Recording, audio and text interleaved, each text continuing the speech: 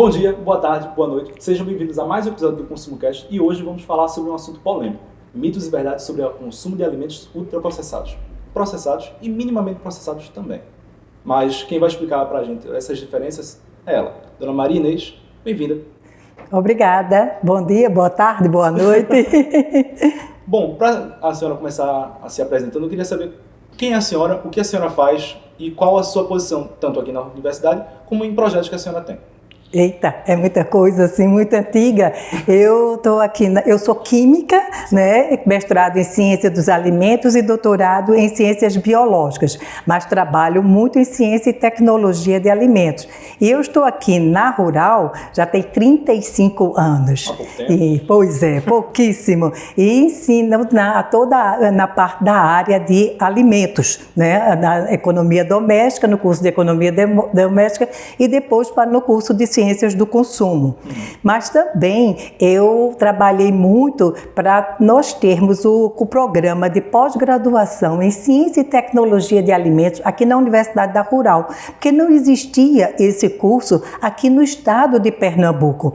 E no Nordeste só tinham dois, na Paraíba e outro no Ceará. Então a gente lutou, eu junto com mais duas outras professoras, e finalmente conseguimos que o projeto fosse aceito pela CAPES no ano de 2006 e a primeira turma foi em 2007. Então, desde lá que eu trabalho com pesquisas em ciência e tecnologia de alimentos, principalmente na área de frutas e hortaliças. Conhecendo a senhora previamente, eu sei que a senhora fala com muita paixão e é apaixonada, não só parece que a senhora fala, e é apaixonada mesmo sobre comidas em geral, alimentos em geral. Então eu queria saber de onde surgiu essa paixão e por que é importante nós sabermos, nós, como eu falo, quando eu falo sobre a sociedade, nós sabemos as diferenças e o que exatamente são alimentos processados.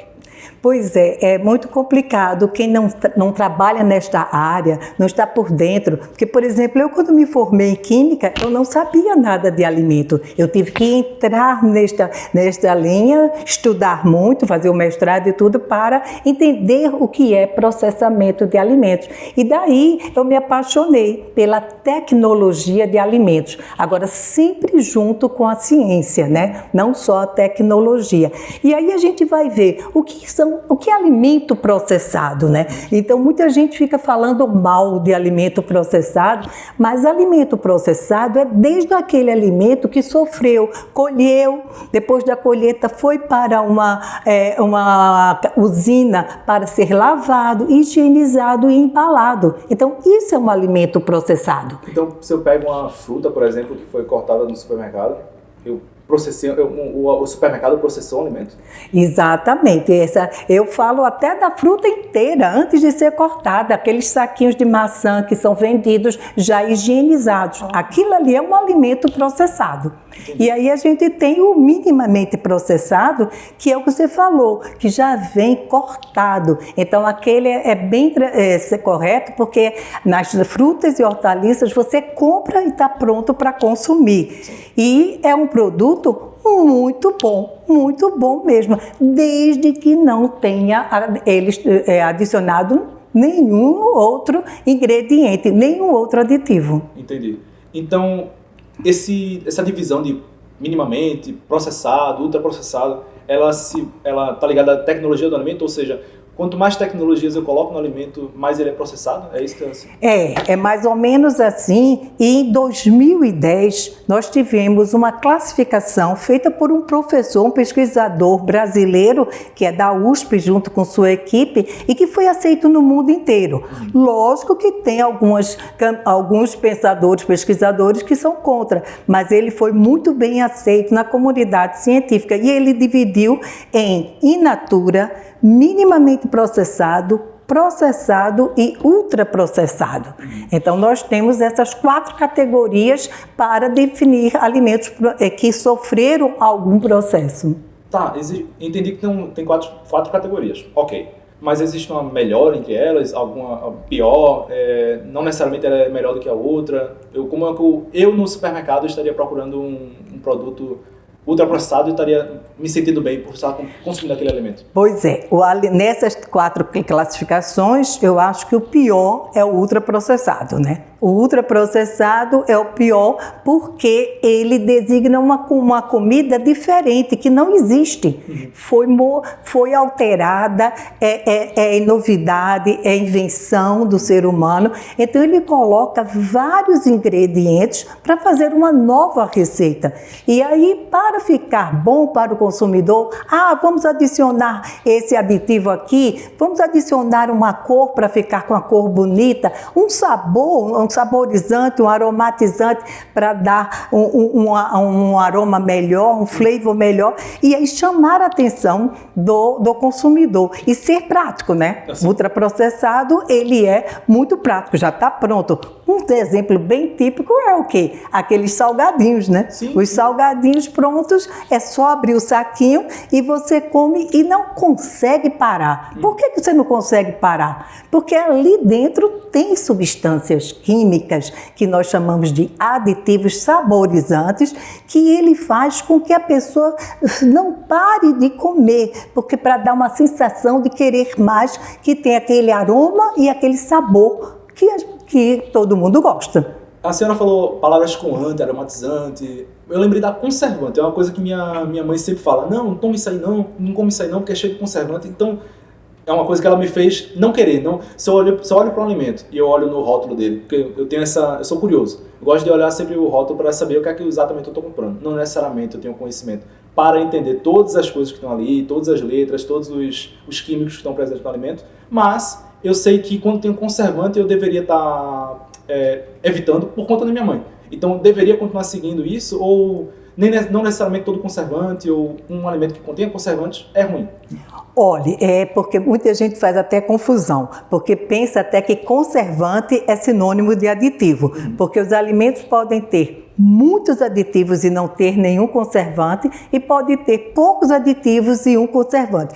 Nós temos conservantes naturais. Nós temos conservantes como o ácido ascórbico, que é a vitamina C, e ele também funciona como um conservante. Então, precisa entender dos rótulos. Realmente, isso que você disse, é muito bom ser curioso, mas infelizmente as pessoas não entendem, né, aqueles nomes químicos, né? A gente está pedindo para que coloque, dizendo assim, conservante, ácido ascórbico. Mas mesmo assim as pessoas não sabem o que é ácido ascórbico. Né? E o ácido ascórbico é uma substância natural que não vai fazer mal, porque é uma vitamina C. Só que são poucos alimentos que utilizam estes conservantes naturais. A maioria a gente encontra com conservantes que vão fazer mal à saúde do consumidor. Vão mesmo. Entendi. Então, nesse caso, eu consigo dizer que toda vez que eu vejo, por exemplo, alguma vitamina, ela está sendo usada de maneira boa. Por exemplo, eu vi um produto ultimamente, porque foi um lançamento no supermercado que eu geralmente vou, e ele tinha, no rótulo, tinha ácido ascórbico, eu lembrei logo que era vitamina C, mas ele não mostrava que era vitamina C, ou seja, ele não mostrava que era vitaminado. Então, eu me pergunto, ok, tem vitamina C, parece ser saudável. Então, ela quer dizer que aquele produto está sendo usado para aquele ácido ascórbico está sendo usado para outro tipo de finalidade? Ele pode ser usado para outro tipo de finalidade? Olha, é isso que às vezes teve até um produto que enganou a população e que foi retirado. Isso já faz tempo, né? Já faz muito tempo, mas que ele botava assim, era um biscoito e que ele dizia assim, enriquecido com vitamina C, na frente do rótulo, do pacote. E quando a gente ia ver nos ingredientes, tinha assim, ácido ascórbico como conservante. Então, se o ácido ascórbico está como conservante, ele não tem a função de vitamina C. Então, por isso ele teve que retirar, mudar o rótulo, porque não poderia dizer que estava enriquecido com vitamina C, Entendi. porque ele estava funcionando como um conservante. Então, isso é uma outra coisa que ninguém sabe, né? Então, aí precisou pessoas da tecnologia de alimentos agirem, né, junto com alguns órgãos para ele ser retirado. E, com relação à tecnologia de alimentos, tem alguma coisa nova ou que eu deveria estar me preocupando no momento? Algum equipamento novo, alguma forma nova de produzir algum alimento que eu deveria estar evitando? Essa forma de secagem, por exemplo, de desidratação de um alimento, eu devo evitar. Tem alguma coisa que seja desinteressante para o consumidor no supermercado, por exemplo? Olha, não, não. O que eu chamaria mais atenção eram esses alimentos ultraprocessados. Que aí ele tem todos esses aditivos, né? E não é um alimento bom, saudável, nutritivo, não é. Eu chamaria atenção ao contrário, que nós temos algumas técnicas novas que estão no comércio e que dando um produto de melhor qualidade. É mesmo? Pois é. Agora, esse suco, eu não vou fazer, tenho que dizer o nome, eu não estou fazendo propaganda, não estou ganhando nada, mas o Natural One, ele usa uma técnica que a gente diz recente, mas tem uns 30, 40 anos de estudos, que utiliza a alta pressão. E a embalagem é hermeticamente fechada e esterilizada. Então, esses sucos que estão sendo vendidos aí, eles são naturais, não tem nenhum aditivo. Agora, você vai ver o preço é muito maior do que, por exemplo, 600 ml, tudo ele já está com 20, 21, é caro.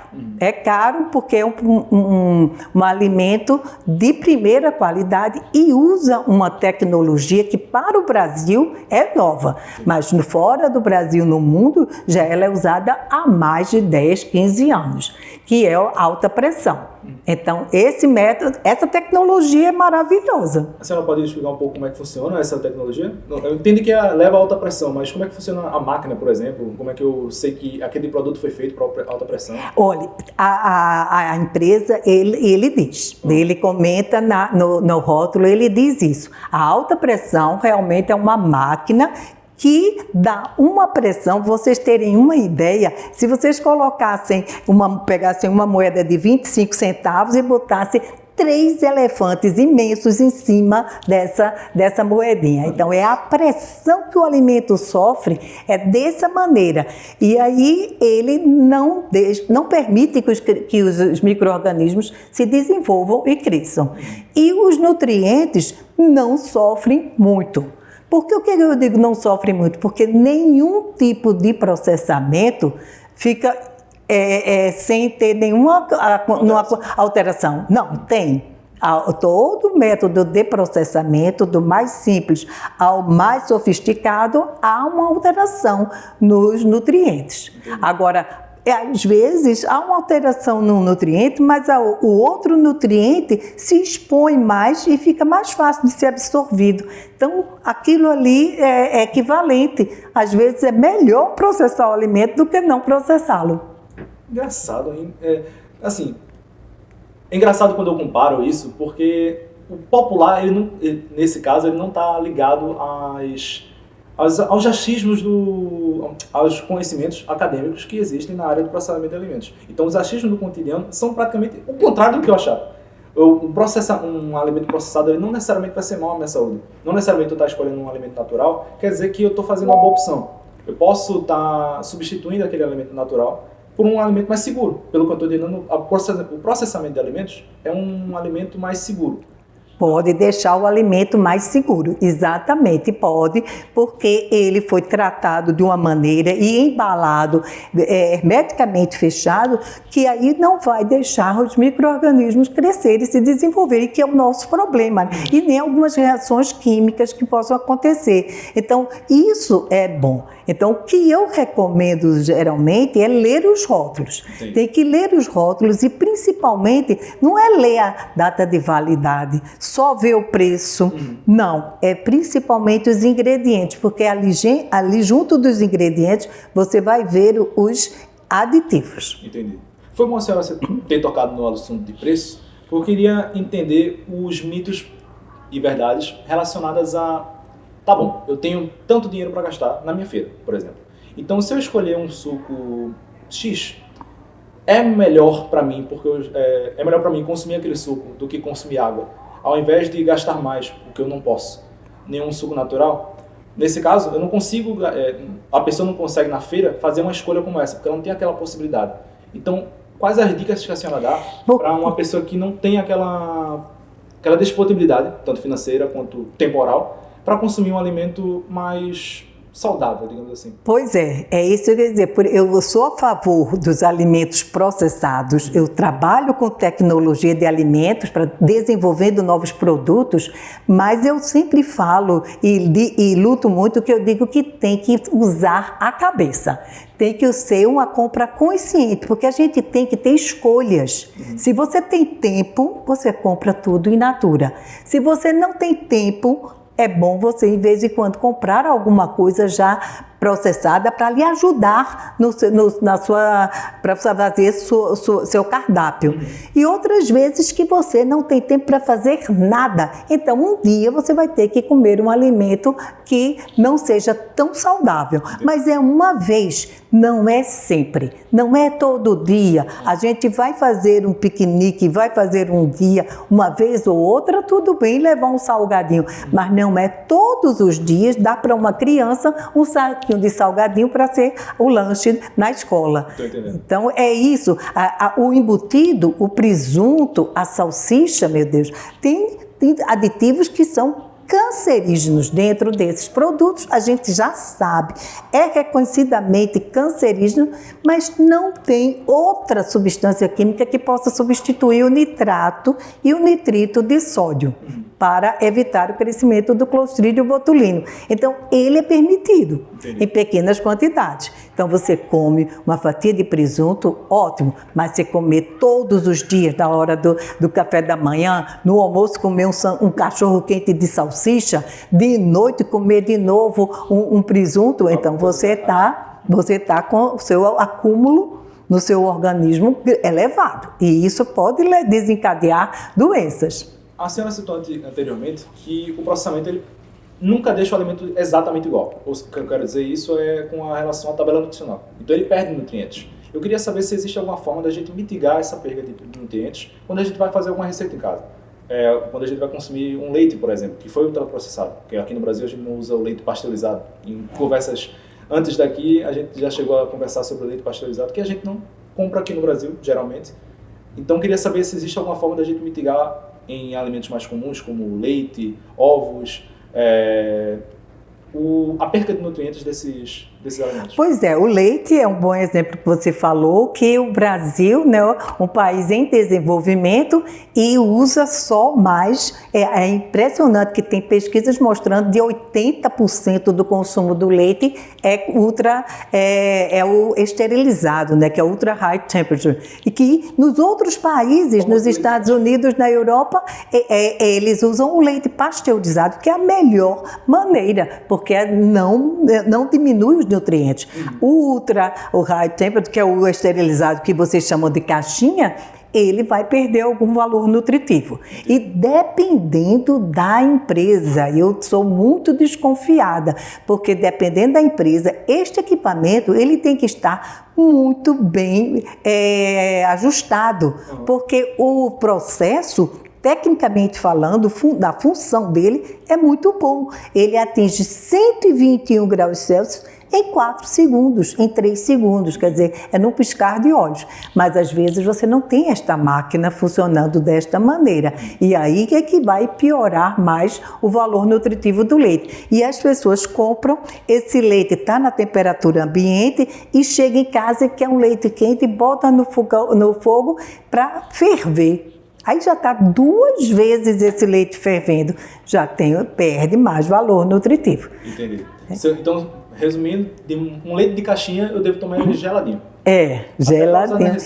Exatamente. Ou então, se vai ser aquecido, assim, não deixar, é morno, não deixar levantar a fervura. Entendi. Para não deixar aquela... Pronto, fazer uma papa, por exemplo, né? Pois é, bem rápido, né? Não deixar levantar muita fervura. Não passar muito tempo ali, né? Fazendo a papa de aveia, com muito tempo, porque a aveia é um alimento muito rico, muito bom. A aveia é um alimento processado. Você compra numa caixa, embalado num saco, primeira é a embalagem primária, tá na outra embalagem, que é a embalagem secundária, que é de papelão, e é um alimento riquíssimo. riquíssimo, riquíssimo, que todo mundo deveria se consumir. A ver, em vez de estar com alguns desses cereais matinais que coloridos, sim, com muito açúcar, então fazer uma papa de aveia com leite pasteurizado é um alimento maravilhoso e que são 2 produtos processados. Rapaz, eu acho que eu tenho que mudar minha feira. Inclusive, outra coisa que eu tenho que tirar da minha feira, coisa que lá em casa é uma decisão em conjunto, é a tal da salsicha. E por que eu tô falando dela? Porque assim, todo mundo gosta de comer um cachorrinho quente e, via de regra, eu nunca vi outra pessoa usando uma linguiça, algo mais ligeiramente mais natural. Eu sempre vejo salsicha sendo usada, a tal da salsicha de cachorro quente. Existe alguma forma de eu estar mitigando os efeitos ou mitigando a falta de nutrientes daquele alimento? Porque, pelo que eu entendo, a salsicha deve ser condenada. Não deve vir para minha sacola. Mas é aquela história, né? Eu também sou, não pode a gente tirar tudo, né? É o entendimento. A salsicha, um adolescente em casa, ele quer comer uma salsicha, ele quer comer. Então, é como eu disse, uma vez por semana, fazer um cachorro quente em casa, faz-se uma vez por semana, porque tudo é isso, você comer em pequenas quantidades, você pode, tendo uma dieta boa, aí um dia você faz outra coisa. Eu, particularmente, eu passava uma água antes, porque eu fazia na minha casa também, dava para os meus filhos, mas era assim, era contado de 15 em 15 dias.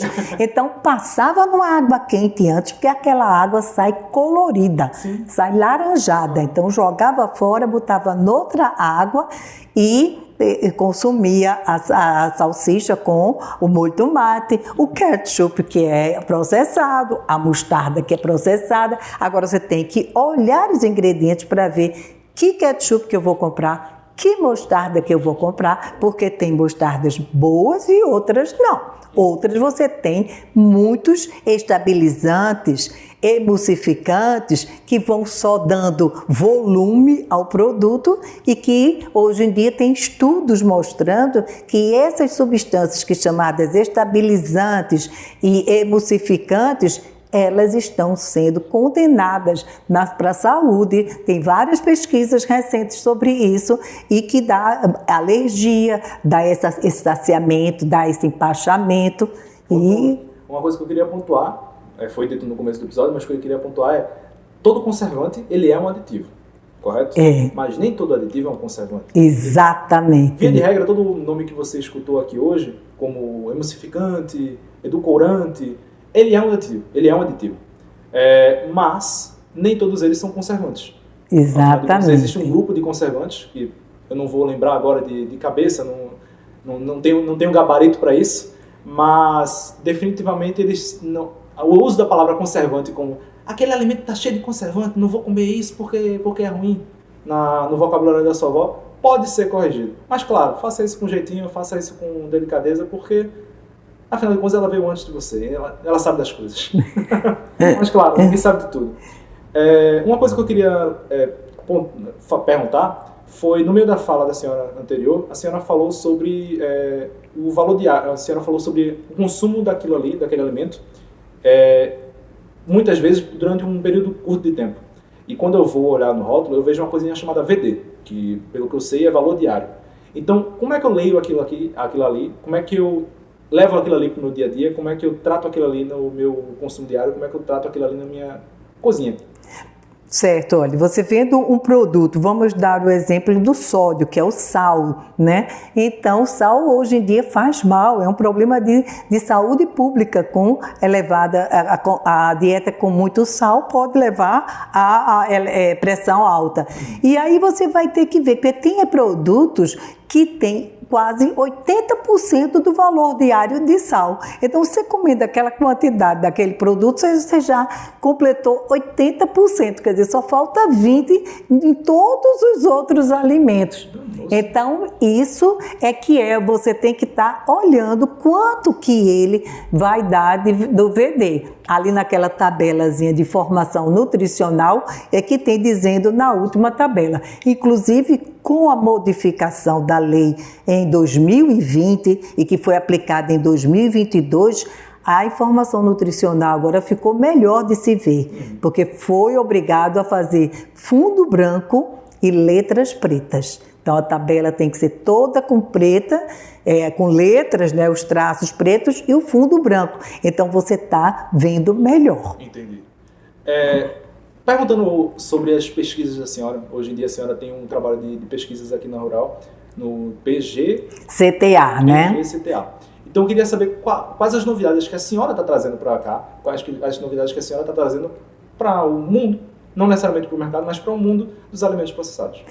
Eu venho trabalhando há muito tempo, né, com frutas da região, frutas do semiárido. Então eu trabalho muito, nós desenvolvemos muitos trabalhos com acerola, porque eu acho que é importantíssimo estudar acerola, principalmente porque foi a Rural, a Universidade Federal Rural de Pernambuco, que trouxe a acerola através de uma professora daqui, que trouxe em 1956, a data já não estou lembrada tanto, de Porto Rico. E aí nós começamos a estudar uma tese de doutorado com 32 germoplasmas. Então a gente caracterizou fisicamente, quimicamente e em relação aos valores nutritivos, antioxidante, cor, e fazíamos o suco, fizemos análise sensorial. Foi um trabalho muito bonito para a gente ver qual era aquela espécie,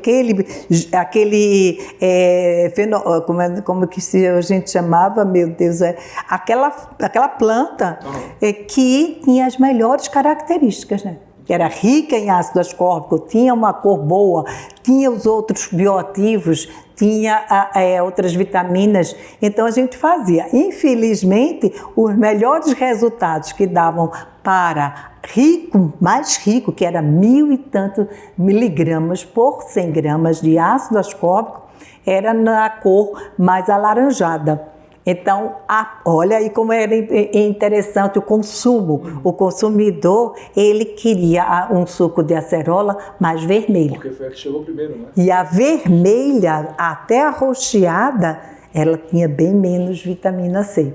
Então ficava a gente numa dificuldade incrível. Aí o que a gente fez? Eu utilizava a mais rica em ácido ascórbico, que não dava uma cor bonita, mas aí eu fazia misturas com outras frutas.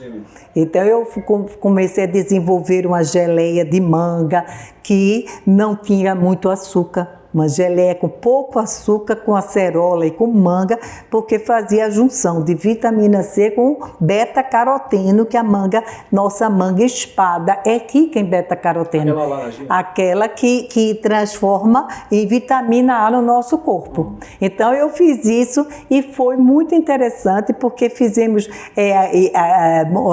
foi um estudo, e veio aqui a Globo, veio o jornal, e fizeram entrevistas, e pior de tudo é que saiu uma reportagem no jornal dizendo que foi inventado na Rural uma geleia que curava o câncer. Imagine, eu fiquei recebendo milhões de telefonemas, de e-mail, que naquela época não tinha muito WhatsApp não, e era mais telefonema mesmo e tudo, à procura dessa geleia. Eu dizia, gente, não tem essa geleia aqui. Só lembro daqueles remédios milagrosos. Prometo curar mil doenças, prometo curar a dor, prometo curar a dor do cotovelo. Pois é, como dizem também assim, é um alimento que é o melhor alimento. Não existe isso, não existe um alimento que seja o melhor. O que é bom é a variedade, você variando a sua dieta. Nada de dizer, não coma esse alimento que é péssimo, vai fazer mal a você. Também assim, é difícil você ter uma fruta, uma hortaliça que seja dessa maneira, é difícil. As exceções são aqueles casos, por exemplo, um diabético não pode comer sim, que não pode comer muito, né? Um diabético não pode comer muita manga, não pode comer muita uva, mas aí ele tem as restrições, né? Por falar nas restrições, no caso do diabético, o uso do adoçante, no caso... O edulcorante, né, que é o nome, edulcorante, que é o adoçante. O nome técnico, né? Eu posso usar ele livremente, ele parece uma solução legal para o meu dia a dia. Se eu não quero tomar mais açúcar, além de não ficar mais gordinho, não ganhar aqueles quilinhos, eu estou prevenindo uma possível diabetes. É a solução milagrosa? De jeito nenhum, de jeito nenhum. Esses edulcorantes foram desenvolvidos, né, principalmente para as pessoas diabéticas, né? E o primeiro foi o sacarina, né? O edulcorante foi a sacarina que foi desenvolvido na década de 50 para 60 e ele, depois de muito tempo, já foi descoberto que ele causa câncer em animais, estudos com animais, né? Não é com pessoas, com camundongos e em grande quantidade causa câncer. Então se sabe que ele é cancerígeno. Como o ciclamato, que é o segundo que foi desenvolvido, o ciclamato, então, mas ele é usado em vários alimentos. E inclusive é assim, o ciclamato ele é proibido em alguns países. Por exemplo, no Canadá não é permitido o ciclamato. E aqui no Brasil é livre ciclamato, sacarina. Então, a maioria desses adoçantes, desses edulcorantes fazem mal. Entendi. Tem sempre um problema. O menos é o da estévia. O menos é o da estévia. Tem que deixar aquele amargozinho. Olha, eu acho que todos deixam retrogosto, né? Sacarina também deixa ciclamato. Tanto que você vai ver no rótulo, nunca se usa só um edulcorante. Tem 2, 3, porque você bota pouquinho de um, pouquinho de outro. Porque, inclusive, a sacarina você tem que botar bem pouco, porque ela tem um limite. Já que ela é cancerígena, sim, pelo menos o Brasil tem isso. Pelo menos isso. Mas pelo menos ele limita. Limita, né? Aí pronto, mas aí voltando às nossas pesquisas, eu acho que agora, que aí eu fiz com muitos sucos em pó, agora eu estou com duas linhas de pesquisa assim, que eu acho muito interessante, fazendo pó de frutas com acerola, siriguela, cajá ou umbu e colocando micro-organismos dentro desse suco, encapsulado e botando prebióticos. Então a gente vai ter um produto em pó que tem probiótico e prebiótico, que aí é o chamado simbiótico. Então esse pó, ele pode ser utilizado num iogurte, num suco, em qualquer bebida que você quiser fazer, porque ele vai ser muito nutritivo, muito bom para o consumidor. Mas o que são esses pré-bióticos, probióticos, simbióticos? O que é isso? Pois é, o probiótico são micro-organismos vivos. Então eu estou botando 3 micro-organismos do bem que vai fazer bem a saúde do intestino do consumidor, que a gente tem os micro-organismos do bem e do mal no intestino. Entendi. Então esses vão, e ainda a gente está dando alimento, que é o prebiótico que a gente chama, alimento a esses micro-organismos para eles se desenvolverem dentro do intestino. Então, ajudar até a crescerem mais outros micro-organismos do bem no intestino. E ainda vem a vitamina C da acerola e vem outros compostos bioativos como flavonoides, como compostos fenólicos. Então, é um produto que nós fizemos uma patente, mas a patente nossa é só com os micro-organismos. Agora a gente está usando esse prebiótico. E aí as últimas pesquisas estamos fazendo com ratinhos para ver se ele também ajuda a problema de colite. Então, a gente está aí com 2 dissertações que vão ser defendidas agora e com esse intuito que a gente fez um estudo muito bom, que foi um in vitro e in vivo, né? Quer dizer, um produto processado, mas todo completamente saudável. E ainda para ser como se fosse uma terapia, né? Ajudar não necessitar tanto remédio para a colite, né? Em vez de você estar tomando muito remédio para a colite, usar esse pozinho. Aí a gente chama o pozinho mágico. A senhora falou sobre umas modificações em laboratório, porque foram estudos feitos em laboratório, correto? Os alimentos que, eu lembro da palavra transgênico, aquele triângulozinho com T, eu preciso evitar aquilo, porque pelo que eu saiba é um alimento feito em laboratório, ou não? Ele é o transgênico, é porque ele mistura um DNA na célula de outro alimento que não faz parte desse DNA desse alimento. Então, é uma coisa estranha a esse alimento. Então, a gente pode até ter um alimento de origem vegetal com o DNA de uma bactéria. Então, junta para esse trigo ser mais resistente a bactérias, como é o nome? Problemas da agricultura, né? Então, a gente já tem isso, né? Nós temos o milho transgênico, a soja transgênica, que aí é mais resistente às mudanças climáticas e também resistente às alterações da lavoura, problemas que vêm de uma praga. Uma praga, pronto. Exatamente. Então, nesse caso, por que eu preciso daquela informação?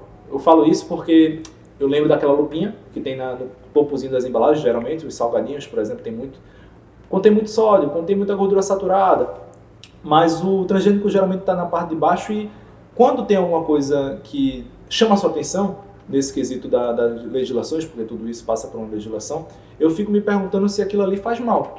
Porque se eles estão chamando a atenção, eu devo me preocupar, pelo menos. Eu devo saber o transgênico, a gente não tem estudos, não tem pesquisas assim que já determine que ele vai fazer mal. A gente não tem. Entendi. Então, se usa há muito tempo.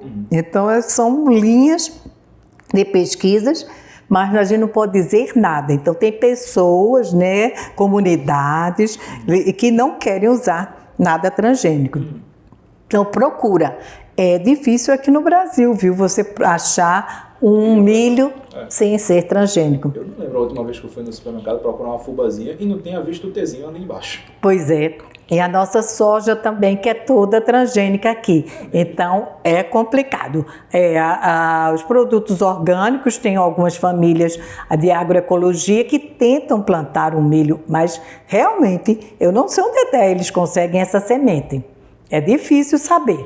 Onde eles conseguem essa semente, que eles dizem que é o milho, fazem a farinha para o cuscuz, e dizem que não é transgênico. Isso aqui no Brasil? Aqui no Brasil, aqui no Recife, nas feiras orgânicas, tem algumas famílias que já estão vendendo os saquinhos. Eu até já comprei saquinho para fazer o cuscuz.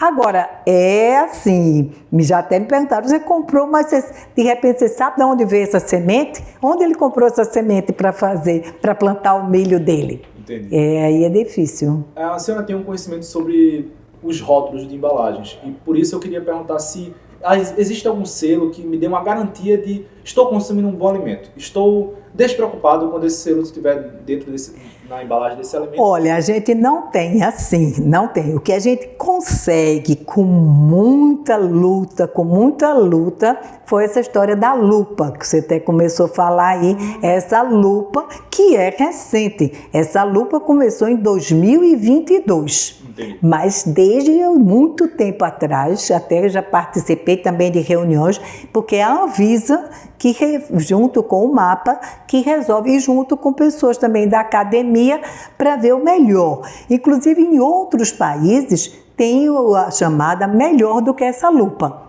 Eu acho essa lupa muito assim, pequenininha, as pessoas não estão entendendo, mas quando tem aquela lupa e diz assim, rico em açúcar, quer dizer que tem muito açúcar naquele produto, rico em gordura, aí que tem muita gordura, e rico em sal, quer dizer, se tiver as três lupas,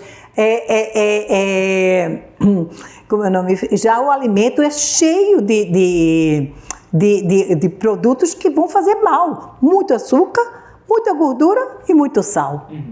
Aí, agora, a gente está fazendo uma pesquisa de ir ao supermercado e as pessoas não estão, perguntando, e as pessoas não estão sabendo ainda o que é isso. Não tá, se a gente pergunta se está influenciando na compra, se deixa de comprar aquele alimento, e elas dizem que não, porque não sabiam nem o que era aquilo. Então, o problema maior é isso, é o consumidor que não tem conhecimento, que aí às vezes até eu falo para os meus alunos do curso de Ciências do Consumo, que é uma linha muito boa para um cientista do consumidor trabalhar nesta área, quem se interessa por alimento, né, e se aprofundando sobre alimentos processados, rotulagem de alimentos, para fazer um movimento, trabalhar em algumas ONGs ou até no IDEC, ou então só dando consultoria, porque é importantíssimo, mas as pessoas não têm conhecimento quase nenhum. E espero que possamos contribuir nesse conhecimento geral da população sobre esse tipo de alimento. Eu perguntei sobre esses rótulos, ou esses selos, porque eu me lembro de um selo específico da irradiação, alimentos irradiados. Que eu me lembro que eu fui apresentar esse alimento para minha mãe, eu não lembro agora o que era, mas eu lembro daquela plantinha em uma rodinha verde, que ela escutou aquela palavra e pensou, puxa, radiação. E isso foi justamente na semana que a gente assistiu uma série sobre um acidente nuclear, e eu fiquei me perguntando, eu sei o que é, vou lhe perguntar porque estamos no podcast, mas o que é que o público geral fica pensando da palavra irradiação e o que exatamente essa palavra significa em um alimento? É radiado? É irradiado? A irradiação é um método de conservação, né? Se aplica a irradiação para prolongar a vida útil do alimento. Essa é que é a ideia, para evitar os micro-organismos e reações químicas que ocorram. E aí o consumidor realmente bota o pé atrás, assim, não quer comprar. E é a lei que diz que todo alimento que sofreu o processo de irradiação tem que ser dito no rótulo. Então, está lá no rótulo, irradiado. E também com o emblemazinho. Inclusive, aquele emblema era todo preto e agora estão botando verde para dizer que é saudável. O alimento não fica irradiado. Não fique irradiado, não tem problema nenhum com consumir alimento irradiado. Ele foi irradiado, ele foi irradiado, mas ele não fica irradiado, ele não fica. Agora, o problema que as pessoas têm muito medo, que são esses desastres que acontecem, né? Então, a usina é super bem construída, observadas as regras, as larguras das paredes, porque tem que ser de concreto, porque aí não deixa passar. Tem toda uma regra para construir, tanto que aqui no Brasil a gente só tem 2 usinas de irradiação. Uma no Rio, outra em São Paulo. Então, poucos alimentos nossos que são irradiados são a cebola, a batata, né? E o alho, para evitar a contaminação? Não, é para conservar o alho, a batata inglesa, para a germinação. Porque aí vai armazenar por um longo período de tempo, quase 1 ano, e a batata fica perfeita, né? Não germina, porque aí não vai ser bom para vender, né? As pessoas não vão querer comprar aquela batata toda problemática, imprópria para o consumo. Aí está imprópria, aí é germinada. Então a cebola, o alho, a batata. Entendi. Então eu posso dizer que a produção de um alimento irradiado no Brasil, ela é tão segura quanto fazer um exame de raio-x? Exatamente, porque as pessoas que trabalham na usina, elas não ficam no momento nesta sala da irradiação.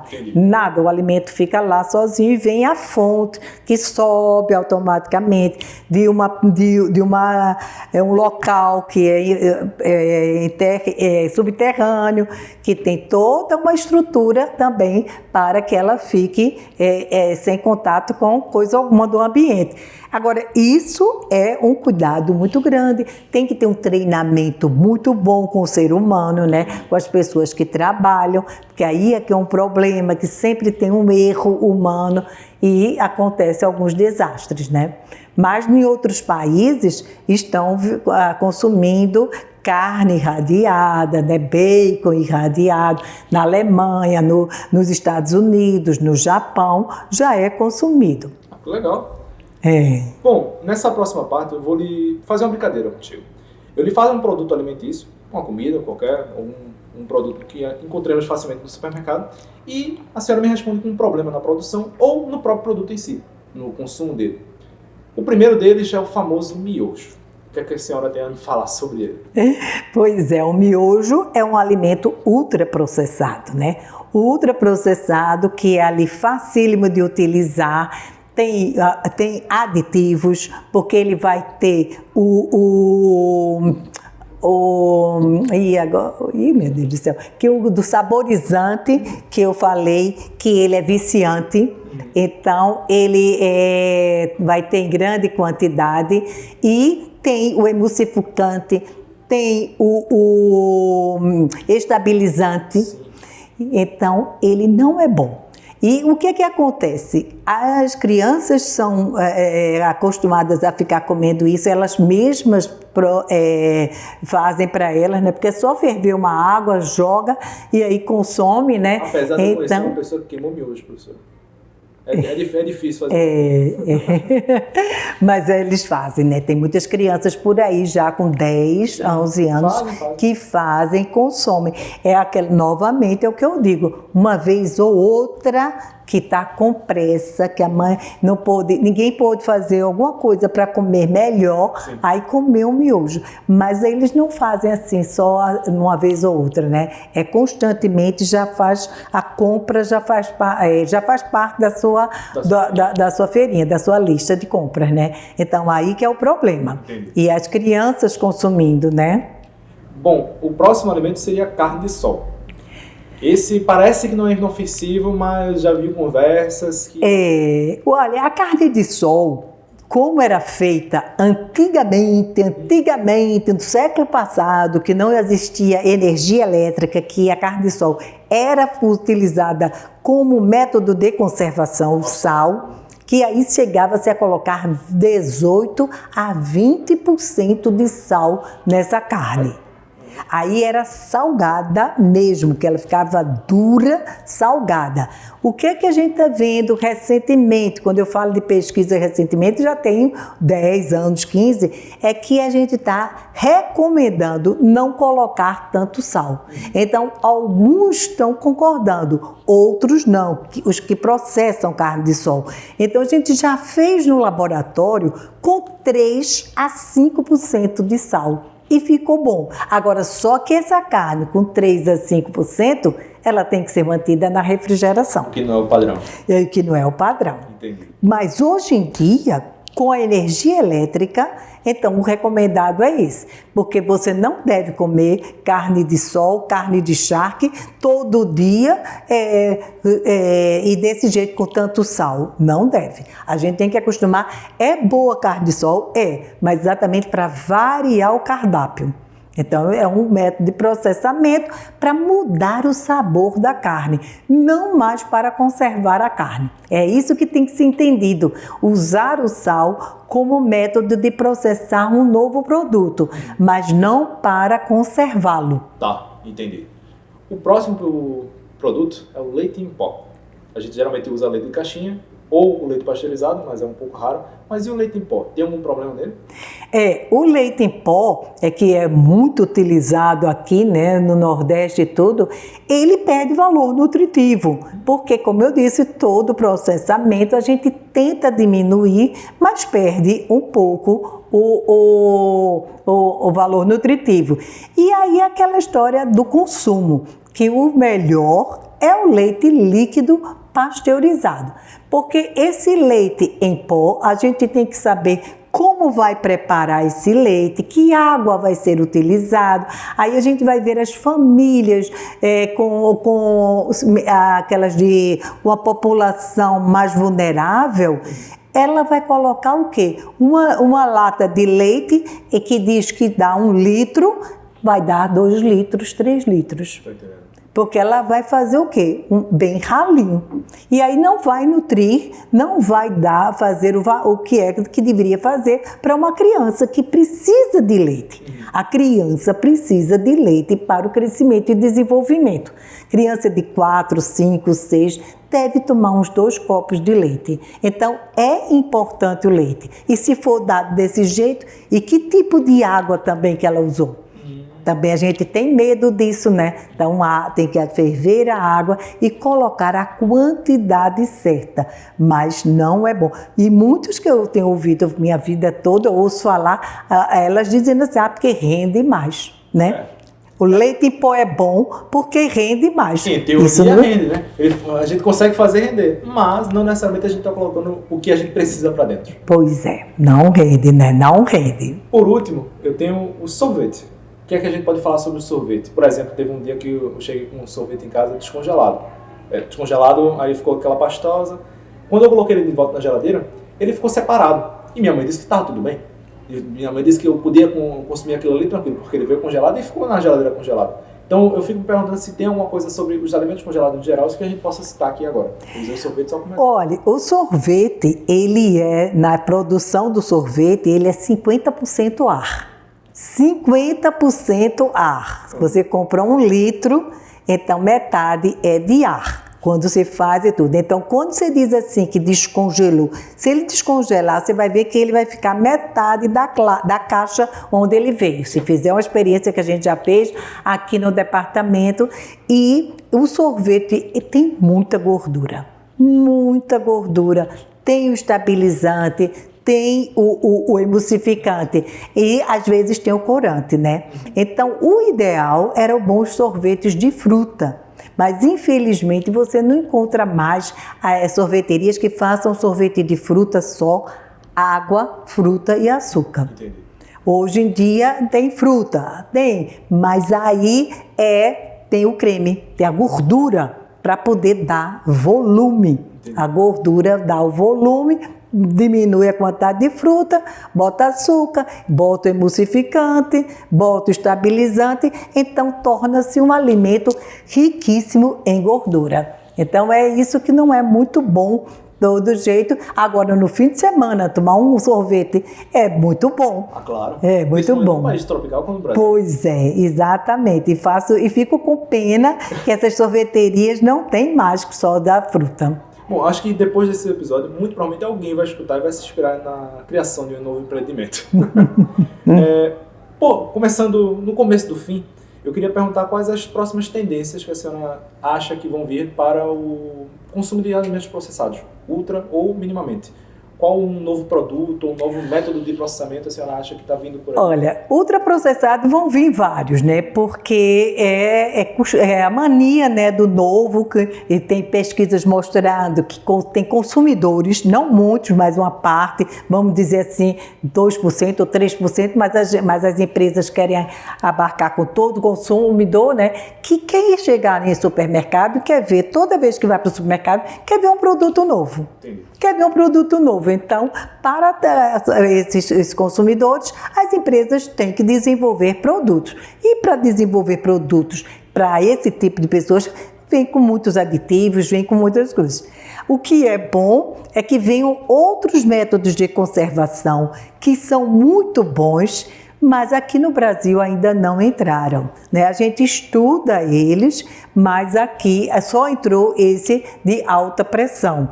Mas tem outros métodos que estão sendo estudados na Inglaterra, na Irlanda, no Japão, nos Estados Unidos, e alguns alimentos já estão sendo utilizados com ele. Porque a nossa preocupação, assim, fora e principalmente, é de produtos mais naturais. Então, consegue-se sim fazer balas sem muito açúcar, essas tirinhas desidratadas de frutas sem muito açúcar e com só o sabor da fruta, que foi uma dissertação do mestrado de uma aluna minha, que depois a gente patenteou, foi fazer umas balinhas que não tinham quase açúcar nem corante, usava a cor da fruta, né? Então, tem isso também. E os probióticos e prebióticos, que aí agora é tudo com isso, né? Iogurtes com um número maior de micro-organismos, né? A gente tem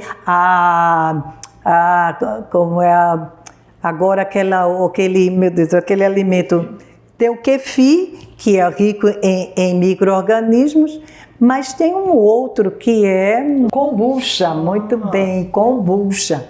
Então, tem umas pesquisas sendo desenvolvidas no PGCTA com kombucha. Com kefir, para melhorar o kefir, e as minhas com probióticos e prebióticos em frutas, porque o problema maior é que no comércio esses produtos são mais à base de leite, derivados de leite, são bebidas lácteas, né, iogurtes, tudo à base de leite. Então eu fui tentar usar as frutas, que é mais difícil, você botar um micro-organismo e crescer no meio que não é muito bom para ele, mas por causa, pensando nos que não querem tomar leite, pensando nos veganos e pensando nos intolerantes à lactose. Vegano está crescendo muito, viu? Alimentos para vegano. Aqui no Brasil sempre é mais assim... mais lento, porque nos outros países a gente só vê agora produto vegano. É impressionante. A senhora tem alguma dica que a senhora não chegou? A senhora deu várias dicas nesse episódio, mas a senhora tem alguma dica que a senhora queria dar para os consumidores terem um consumo, não necessariamente uma vida, mas um consumo mais saudável? Acho que o consumo saudável que é exatamente o que eu mais trabalho, com os rótulos. Então, junto que é exatamente os alimentos processados. Então, que leiam os rótulos. É necessário ler. Eu estou fazendo vários projetos de extensão, oficinas nas escolas para trabalhar com a pré-adolescente já começando, para entender os rótulos. Porque a gente precisa ter fazer uma compra consciente. Isso é que eu gostaria que todos fizessem, né? Conseguissem ir para o supermercado e comprar aquilo que é bom e que vai ser necessário para ele. Então, e comprar alguma coisa ou outra que não seja tão boa, mas ele sabendo que não é tão boa, mas eu vou usar uma vez só e pronto. Afinal de contas, todo mundo tem que dar um sorriso e depois comer alguma coisa, né? Pode não ser um alimento que vá ser saudável, ser bom para a saúde do indivíduo, mas vai deixar aquele sorriso no rosto de tão gostoso que é.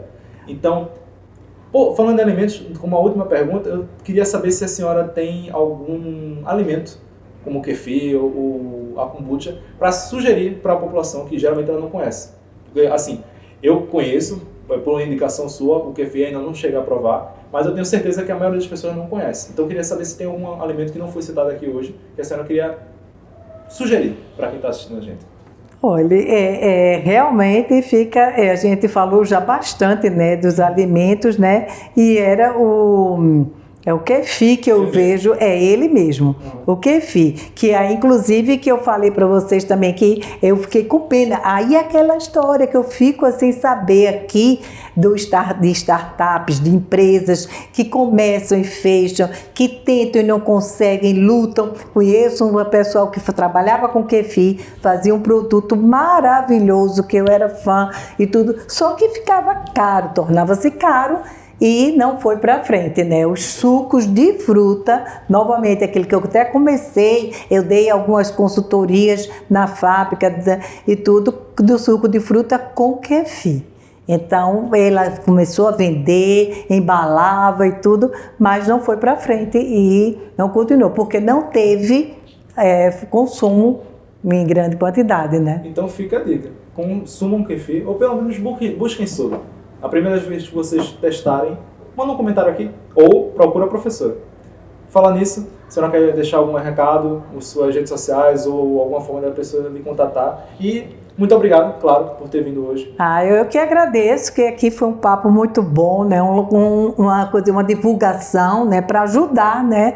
Na saúde das pessoas, né?